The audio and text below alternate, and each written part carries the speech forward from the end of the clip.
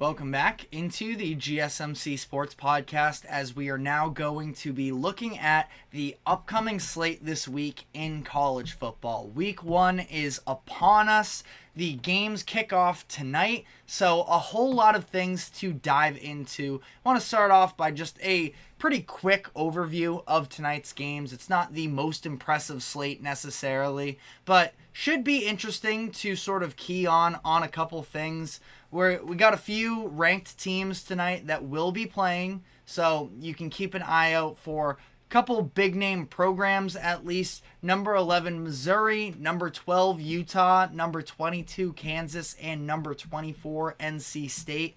None of the games should be all that competitive, but I am definitely curious to see what Utah looks like, considering the fact that I think that they have an excellent chance to win the Big 12 this year, in large part predicated on the play of quarterback Cam Rising, headed into his 7th season of college football, very anticipated, missing all of last season. The hope is that he can bounce back, and, we've seen different iterations of this Utah team throughout Cam Rising's experience at Utah. A lot of turnover from last year, losing some key leaders, especially on the defensive side of the ball. But Utah, always a physical group, and they are going to be definitely at the top of my watch list for teams in general this upcoming season. But again, I don't know how much stock you can take out of any one of those games in particular. There are a couple very intriguing matchups, though. Colorado makes their season debut tonight against North Dakota State, where I believe this is the most bet game of the night. And Colorado, they are 10.5 point favorites at home against North Dakota State. Sure, North Dakota State is an FCS team, but they are one of the best programs just with how they are run relative to their competition, of course. But North Dakota State is no joke in terms of if you're going to play any sort of FCS team. This is the one in North Dakota State that could be a real test. And it becomes an even more interesting matchup given that Colorado has just had so much noise surrounding them these past 2 seasons. And this is a situation where last year, a little bit of a hotter start, winning their first 2 games. TCU obviously didn't end up turning out to be the team that people were anticipating, so that ranked win doesn't really mean all that much. And things turned south for Colorado pretty quickly down the stretch of the season. They have to get out on a right start in this game. And this is one that, sure, there's all the nerves and anticipation just from the idea of you're playing football again, but this isn't a game that Colorado can just sort of sit back and expect to win, because North Dakota State is going to be pretty good, I believe, along the trenches. That's an area that Colorado really struggled with last year, specifically on the offensive side of the ball, that their line just got pushed around. And I think on the flip side, I feel like you can run on this Colorado team. And North Dakota State, they got some big guys on that offensive line. So, they've been a juggernaut at the FCS level. Not a perfect transition, obviously, to FBS, but a game that is going to definitely be a big one for the overall outlook of Colorado, especially with the noise that has been taking place there.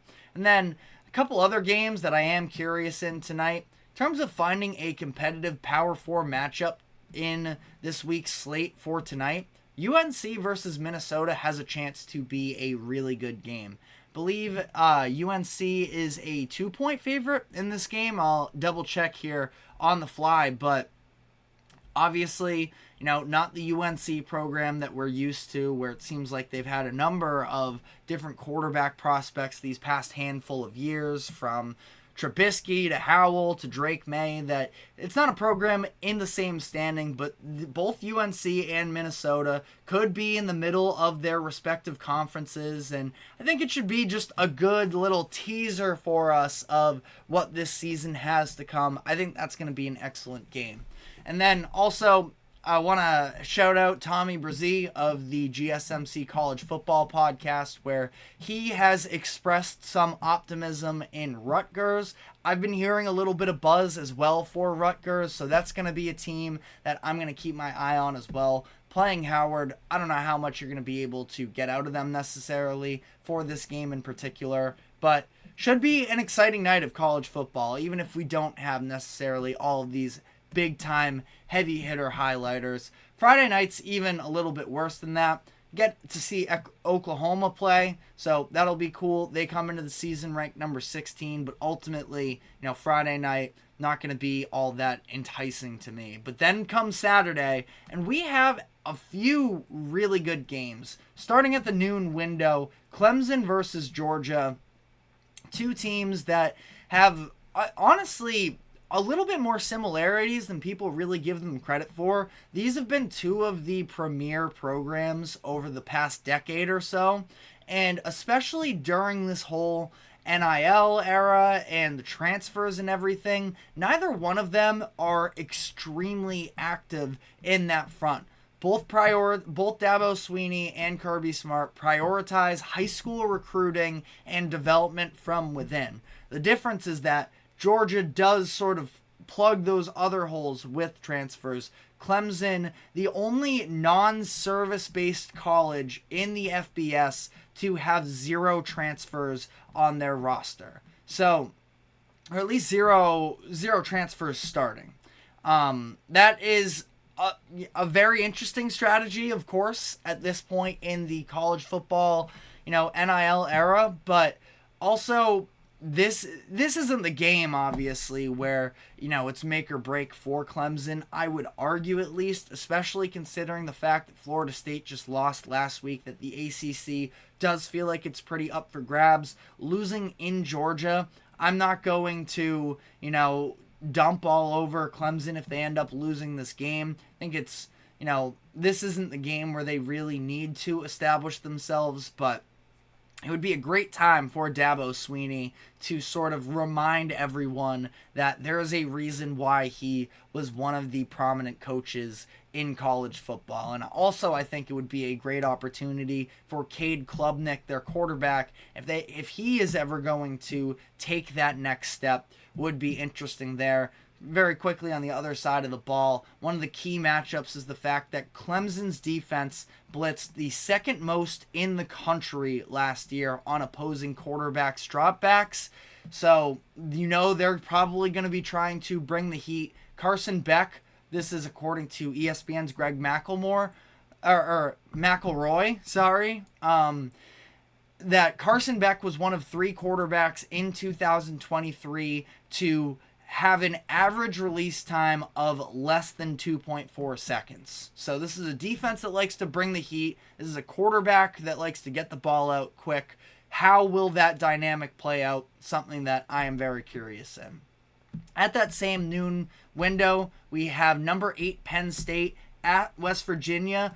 This is a little bit of a must-win game in week 1 for Penn State, given the fact that people are sort of waiting for Penn State. I feel like this is at least the general perception here, that if you're not a Penn State fan, a lot of people are just sort of waiting for Penn State to be exposed, that they have that number 8 next to their name. They've been one of the better programs in the country these past few years, but the lack of ability to win the big games is really what is held against James Franklin. And by the big games, I of course mean Michigan and Ohio State. This is a game going to West Virginia in Morgantown. Not an easy place to play. West Virginia has a lot of starters returning, especially on the offensive side of the ball, that they're going to have some continuity.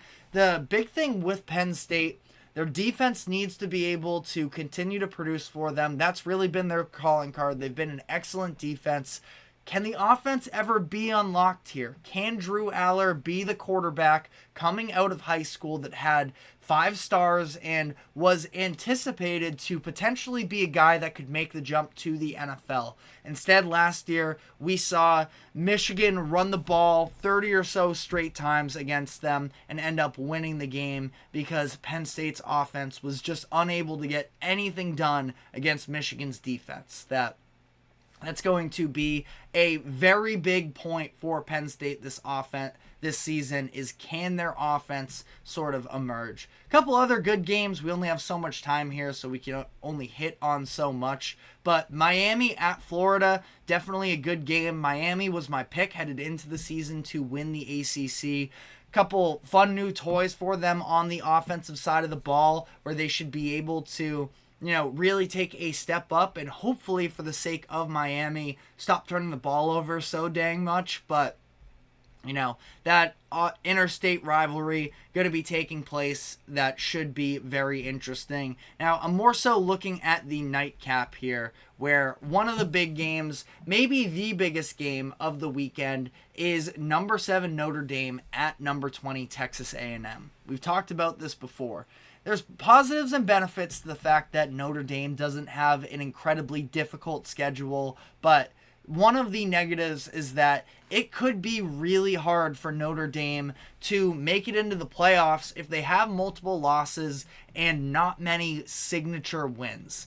This feels like a game for Notre Dame that they sort of have to win at College Station against Texas A&M. The pressure is 100% going to be on here. Texas A&M is favored, so it's not like the sky is falling if Notre Dame can't pull home this win, but with everything being considered here, Notre Dame, they're going to have limited opportunities, I feel like, to really prove themselves to the country that they deserve in the playoffs, and this is one of those games. Even if they lose, cannot get pushed around by Texas A&M, and a lot of people are thinking, obviously, that is the way that this will play out.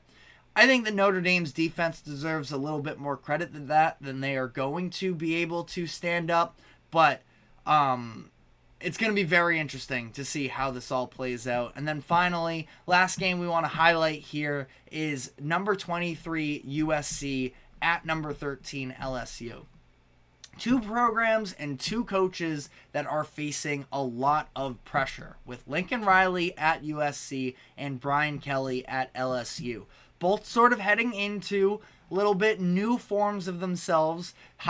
They have hosted each of the past 2 Heisman winners of Caleb Williams in 2022 and Jaden Daniels in 2023. I think that the succession plan for LSU feels a little bit better to me, where they have, I would argue, a little bit more of a better backup plan in Garrett Nussmeier, who could be somebody that we're maybe talking about in the first round of the 2025 NFL draft, but they still have a number of weapons, especially receivers. The question for them is defense, which also happens to be the question at USC. So we don't give out gambling advice here all that much. We'll look at lines and such, but I am most certainly not a professional gambler. But this line between these 2 programs on Sunday night, gonna double check here for the over-under line, but could definitely be a high-scoring game. Line is 64.5 points. So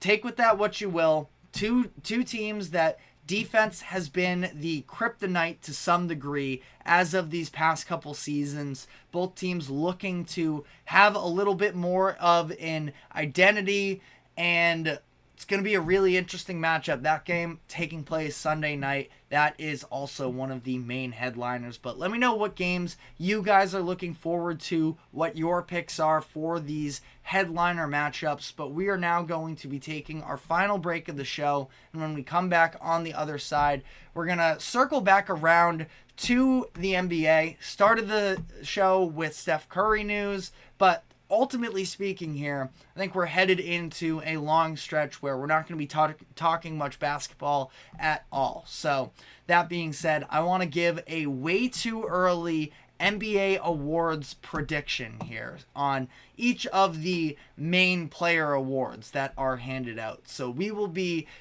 diving into that, but first, a quick break. Do not go anywhere. We will be right back.